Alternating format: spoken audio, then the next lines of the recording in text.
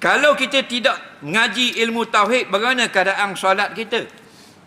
Dia kata dia tak belajar sifat 20, tak belajar akidah salah, tak kira lah salah khalah pun asal ahli sunnah wal jamaah. Dia tak belajar. Orang ngajar kitab sifat 20 tidak mari. Semayang dia ke mana? Semayang tak ada kaitan dengan sifat 20. Dengar baik-baik. Kita ni jadi Islam dengan 2 kalimah syahadah.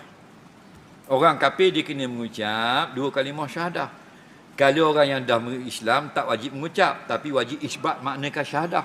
Kita sudah beriman tiada Tuhan selain Allah dan sesungguhnya Nabi Muhammad itu Rasulullah, maka semayang kita sah atau tidak bergantung pada rukun dan syarat.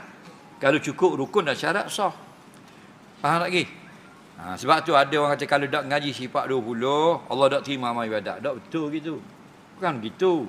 Kita ni sah Islam bukan dengan sifat 20, bukan dengan tauhid salah Imam Ahmad, bukan. Akidah tadi dibukukan oleh ulama. Kalau dulu dipanggil tauhid salaf, sekarang dipanggil tauhid khalaf. Bukan nak suruh kita jadi orang Islam. Bukan. Kita sudah Islam. Tapi dengan kita belajar ilmu akidah, kita dengar tok-tok guru duk ngajar bab iman, bab tauhid, supaya Islam kita terjaga. Faham lagi? Bukan nak jadi kafir, nak jadi Islam. Kemarin kafir lagi, apa nak ngaji sifat 20? Ini Islam dah, ngaji sifat 20 dah. Salah. Faham? Kita sudah kemah dalam hati kita, tiada Tuhan selain Allah, Muhammad Rasulullah, itu Islam. Tapi Islam kita ini boleh hilang. Boleh putus kerak jalan. Boleh jam, boleh rosak kalau kita tidak mendalami ilmu akidah. Sebab tu dikarang kitab-kitab akidah, kitab iman, kitab tauhid, kitab sifat 20 supaya iman kita mantap dan terjaga. Itu tujuan.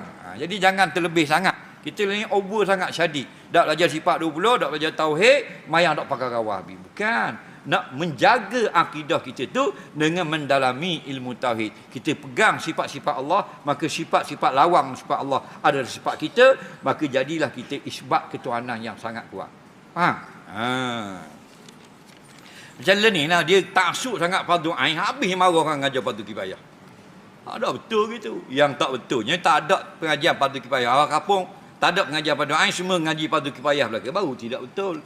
Nah, biarlah dalam majlis ada ni malam ni fardu ain, malam tu fardu kifayah, biar meluas ilmu itu. Tahu tak? Tapi dah otak fardu ain apa marah habis kau orang.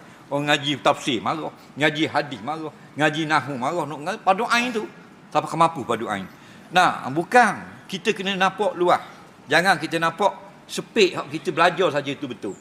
Jadi tujuan pengajian akidah dengar nada kitab gitu gini supaya kalimah syahadah kita itu terjaga sampai kita bertemu Allah.